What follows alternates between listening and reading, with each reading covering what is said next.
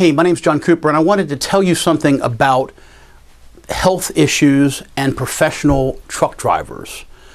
A professional truck driver has to have, in order to have a valid CDL license, a medical certificate saying that they are fit physically and mentally to be able to drive a big rig. And so if they don't have it, then they are in violation of the federal law and shouldn't be behind the wheel.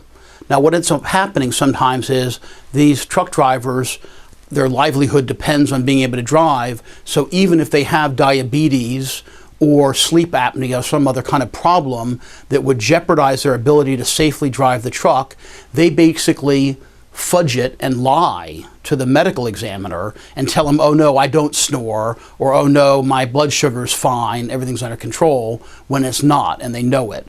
And so I've done some really good work for some families who've been killed, had a family member killed, or have been seriously hurt by trucking accidents. And what I've done is I probed into the truck drivers' medical records and found where they had diabetes, which they knew, but they weren't taking their medications and they weren't following the doctor's orders. I've got another case I'm working on right now where the guy had sleep apnea. He knew he had a history of snoring, and yet he lied to the medical examiner and said he didn't snore. And so sleep apnea is a very hot issue right now in CDL licensure, because if you're chronically fatigued, you shouldn't be driving a big rig. And these drivers know it.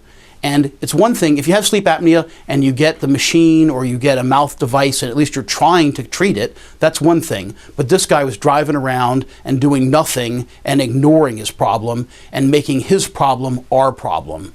So I would love to help you if you have had an accident involving a big rig truck driver, and see if I can help you. Thank you.